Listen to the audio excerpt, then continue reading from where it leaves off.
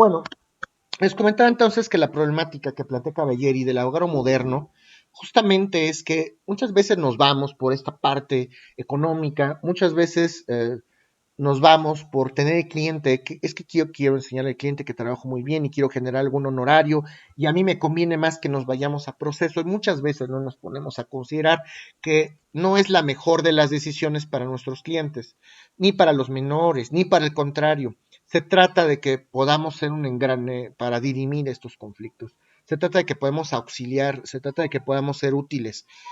Y los problemas se resuelven resolviendo problemas, no creando otros, que ese es el gran problema de los abogados en nuestra sociedad contemporánea.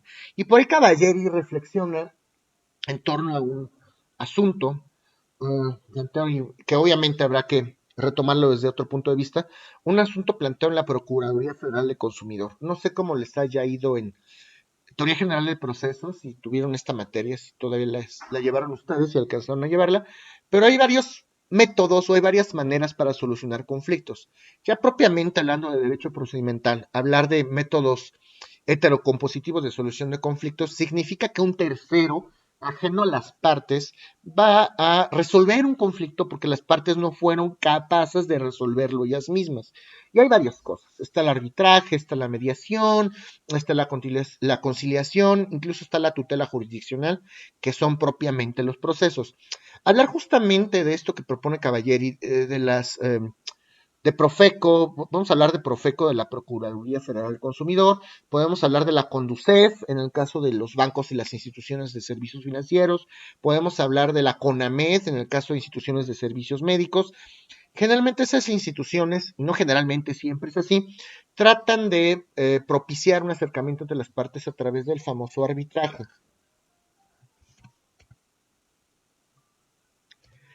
Arbitraje, sí, PROSOC también, y les voy a comentar por qué.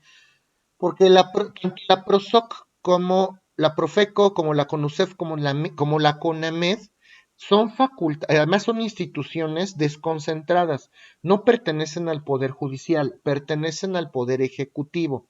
Por lo tanto, en efecto, pueden emitir resoluciones administrativas, pero esas resoluciones administrativas no son coercibles. ¿Qué quiere decir esto?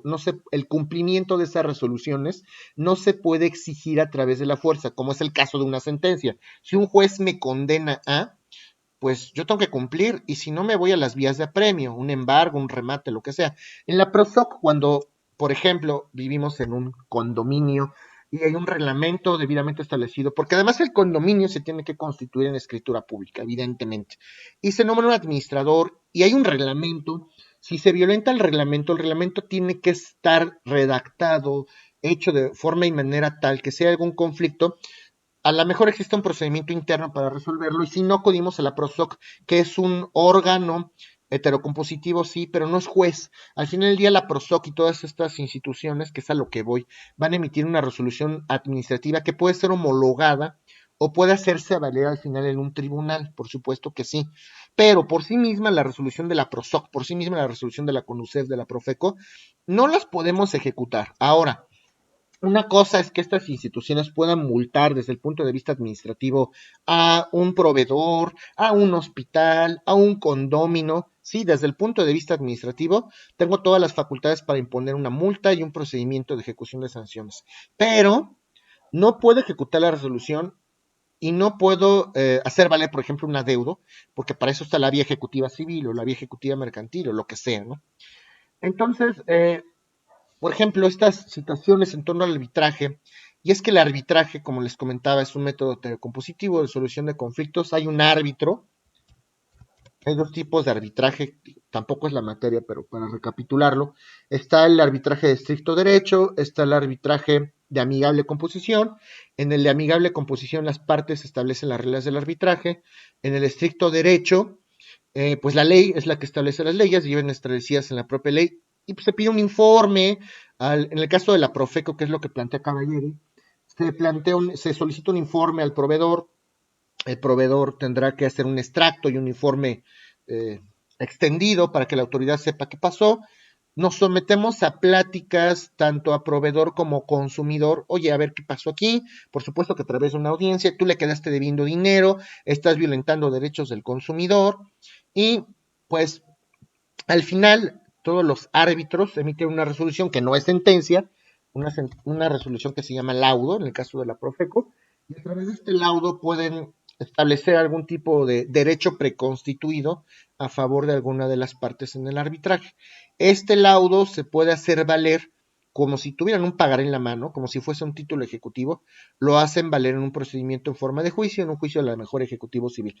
Pero la idea de todo esto y el punto medular es que ustedes, pues como abogados, digo, si concurren a lo mejor a alguno de estos procesos de arbitraje, puedan entender que son métodos de solución de conflictos. Incluso en el centro de mediación en el tribunal, si alguno no quiere irse a juicio, vamos y le tocamos la puerta al centro de mediación. Oye, pues el señor me debe dinero, pero no quiero irme a pleito porque es muy caro, porque es muy lento. Por favor, llámalo a ver si podemos tener pláticas. Y los mediadores no van a proponer, simplemente se van a meter si es necesario. Si al final llegan a un convenio las partes, pues se va a hacer un convenio redactado por el mediador, se inscribe en un registro especial y ese convenio, si se incumple, porque además tiene categoría de sentencia ejecutorial, se puede exigir en la vía judicial si se incumple. Pero ya me ahorré todo el proceso, que ese es el meollo. ¿Cuántos abogados en la realidad, cuántos abogados dicen, a ver, pues antes de irnos a pleito, acude al centro de mediación? A ver, antes de irnos aquí, vete a la Profeco, a ver qué podemos arreglar allá, porque además, si no nos arreglamos en la Profeco, como les he comentado, pues el documento que me emita finalmente pues no va a servir para el proceso, evidentemente. Se trata de agotar instancias no porque sea tedioso, no porque lo consideremos inútil. Muchos podemos considerar que los arbitrajes en Profeco son inútiles y por supuesto que en CONAMED y en Conducef siempre van a apoyar a los hospitales, siempre van a apoyar a los bancos. En gran medida siempre será así. Entonces, pues por supuesto que está esta parte por parte de la autoridad, está esta visión, pero a lo mejor vale la pena agotarlos en algún caso en particular, porque podemos evitar un conflicto o un proceso futuro. ¿Cuántos abogados, que es justamente lo que hemos comentado, tienen esta experiencia, no en cuanto a los procesos, porque estamos hablando de algo estrictamente procedimental? No se trata de que un abogado solamente tenga experiencia, cómo puede tramitarse un juicio ordinario mercantil, un ejecutivo mercantil, un contencioso administrativo. Se trata de que también tengamos experiencia en solucionar conflictos. ¿Qué tanto tacto tengo yo? ¿Qué tanta sensibilidad tengo para acercarme al cliente? Decir, oye, a lo mejor vale la pena un acercamiento. Tú estás pidiendo en un divorcio, estás proponiendo en la propuesta de convenio, a lo mejor estás proponiendo una pensión exorbitante. Oye, baja la pretensión, nos vamos a ir a pleito, al final no te la van a conceder y pues vas a estar en un eterno forcejeo durante 4 o 5 años. Pocos en realidad hacen eso, que es justamente a lo que quiero llegar. Por eso es que la profesión del abogado, y hoy se propone, debe de ser integral. La formación del abogado debe de ser no nada más jurídica, filosófica, antropológica, económica, financiera y desde luego ética y deontológica. Somos seres humanos y como seres humanos somos integrales, somos personas integrales. ¿Tienen algún comentario, alguna duda en torno a esto?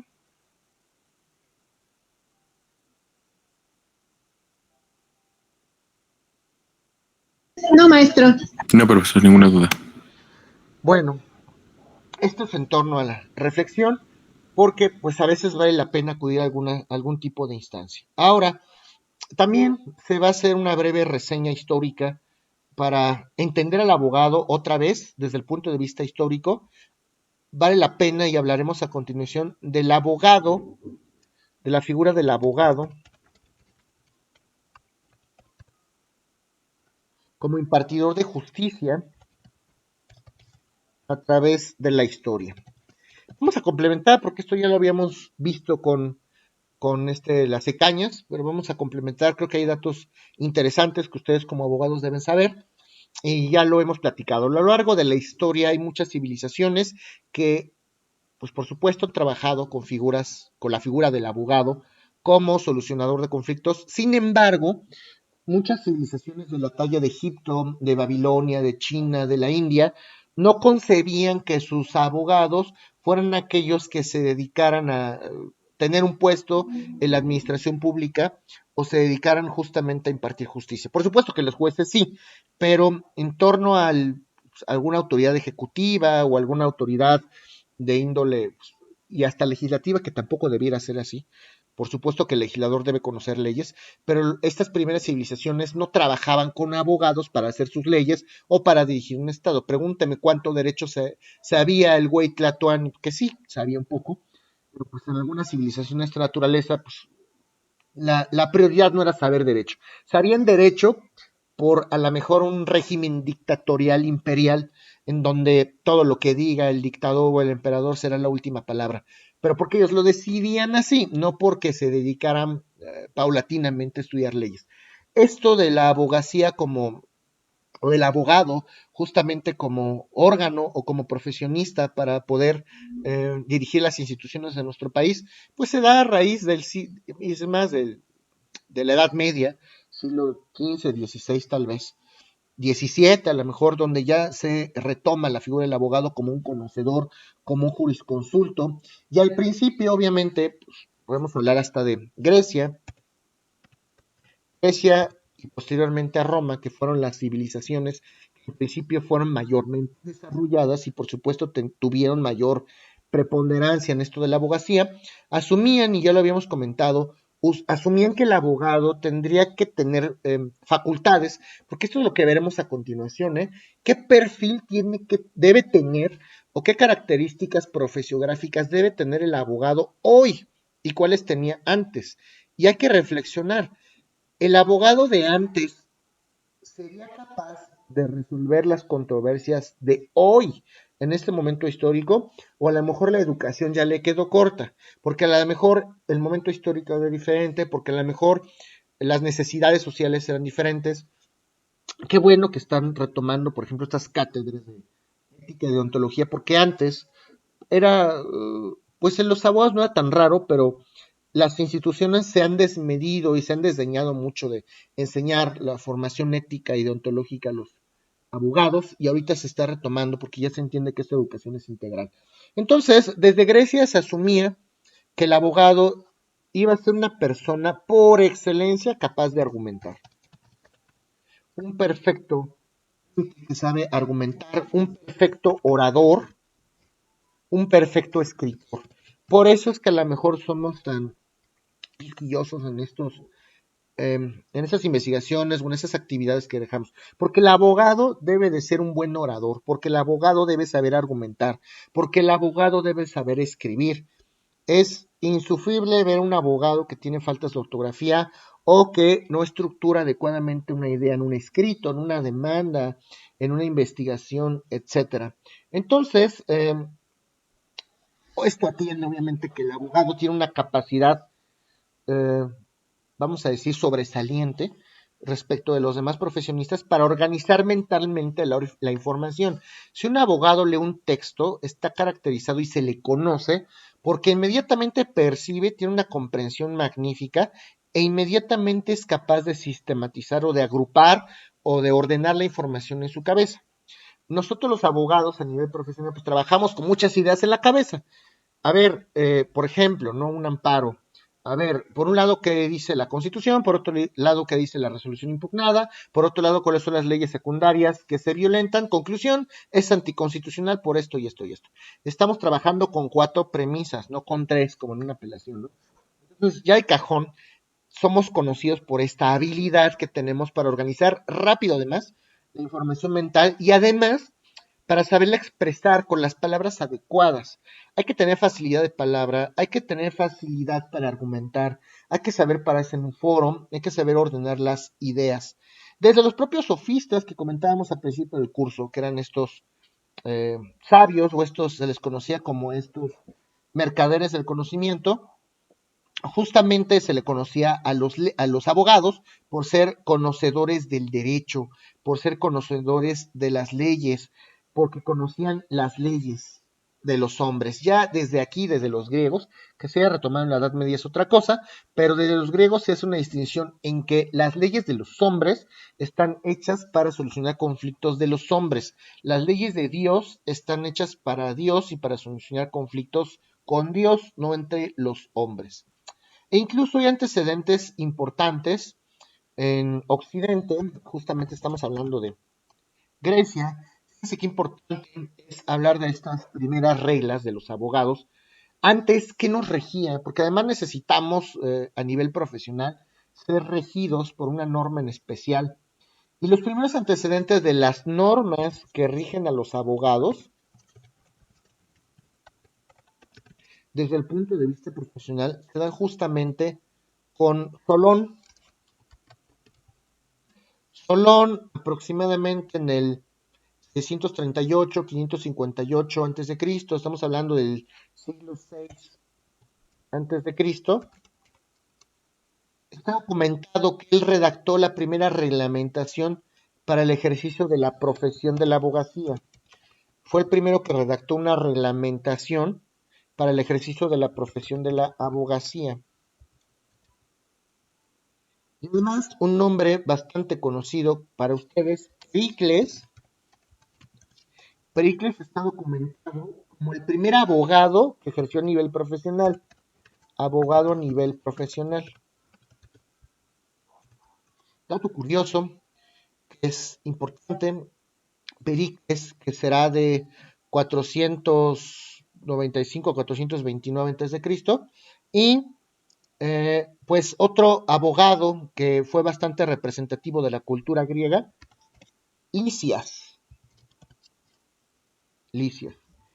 Y pues los griegos y los romanos después fueron retomando esta profesión, además tan formal, tan solemne de los abogados. Ya lo habíamos comentado, abogado que viene de advocatus, un llamado hacia la profesión advocatus, un invitado al foro, un conocedor de las leyes, que también se le atribuye ese nombre, esta locución latina, advocatus, el que conoce las leyes, el que tiene el llamado hacia los tribunales, el que es invitado a los tribunales o a los foros, los famosos advocati, los patroni, los causidici, todo esto que ya platicamos. Además, el propio digesto romano está documentada ya la manera, fíjense desde Roma, por eso es que somos tan tradicionalistas en México, desde el digesto está documentado cómo es que los abogados tenían que estudiar, qué tipo de disciplinas, la manera en que se les examinaba, y el propio digesto lo dice, para que ustedes caigan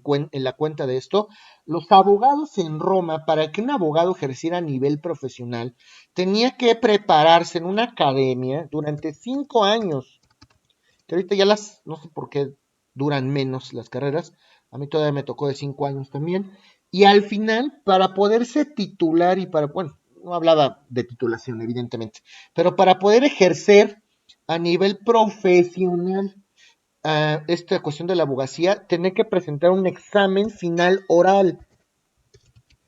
Aquí es donde cobra sentido todo.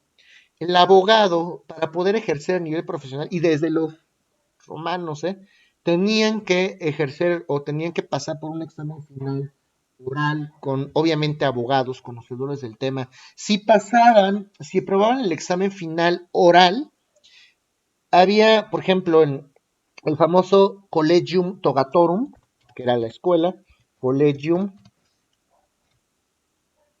Togatorum, aquellos que pasaban el examen final oral tenían un privilegio, tenían el honor de que su nombre fuera grabado, fuera inscrito en una tablilla, en una piedra del colegio, y ya sabíamos que era un abogado, pues que había pasado justamente por esta educación profesional, y así es como se hacía antes. Fíjese cómo desde nuestros antepasados romanos, esta solemnidad o esta formalidad para el ejercicio profesional de los abogados, pues se llevaba a cabo. Un examen, pues, como se hace hoy, ¿no? Un examen escrito, ni pensar, obviamente, de situaciones en línea y otro tipo de cosas. El abogado tiene que saber hablar, tiene que saber argumentar, tiene que saber escribir, y al final demuéstrame en un examen público oral. Así es como debiera de aprender el abogado de acuerdo a los romanos en ese entonces, y fue retomado justamente todo esto por parte de algunas academias, por parte de algunos abogados o por parte de algunos estudiosos, incluso romanos. Por ejemplo, el emperador Adriano, en el ejercicio profesional, en el siglo II, crea la figura de los advocatifici. Estos abogados, los advocatifici, pues tenían propiamente una función judicial, pero ya es la figura más ancestral de lo que podemos comprender hoy como el fiscal. Se dedicaba a la defensa de los derechos del Estado. El abogatifici o el advocatifici se dedicaba a defender los intereses del Estado y naturalmente del fisco. Naturalmente, pues del fisco o de la recaudación de impuestos. Por ahí tenemos también, y ya lo habíamos platicado, Alfonso el Sabio, Alfonso X.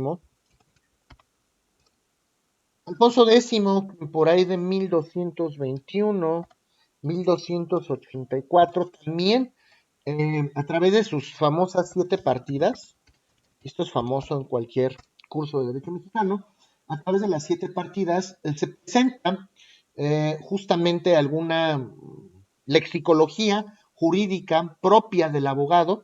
Ya a través de las 7 partidas se asume que los abogados tenemos entonces ya cierta lexicología en un momento dado para poder referirnos a nuestra ciencia en específico. Posiblemente en la península ibérica, en el siglo XV, por ahí del siglo XV, con Alfonso Díaz de Montalvo, Alfonso Díaz de Montalvo, con Alfonso Díaz de Montalvo, quien además era consejero de los reyes, de los famosos reyes católicos, los mismos de Cristóbal Colón, perdón, se ocupó también de hacer una reglamentación de la abogacía. Hay un reglamento para poder ejercer a nivel profesional como abogado. Sin embargo, pues acuérdense que en esta época, ya lo que les hemos comentado, la abogacía se empezó a desacreditar porque pues las necesidades de la corona eran más importantes y el abogado en principio ya no era una figura del todo ética, no era una figura del todo justa, no se dedicaba a defender específicamente a los intereses de aquellos que lo necesitaban y además se empezaron a desarrollar algunos colegios de abogados,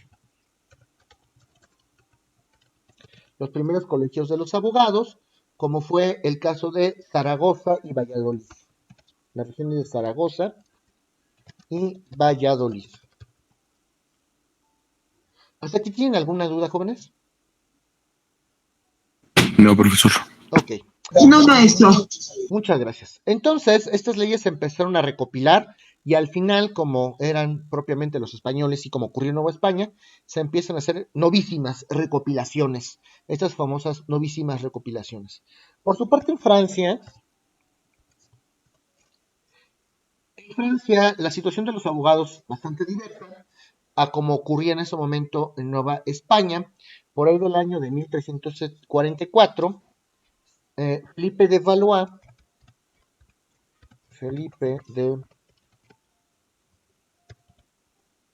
de Valois fue el primer francés o el primer personaje en Francia en establecer un reglamento que también regulaba las intervenciones de los abogados en las causas judiciales. Eso quiere decir que por primera vez en Francia ya se está documentando cómo deben actuar los abogados en un proceso.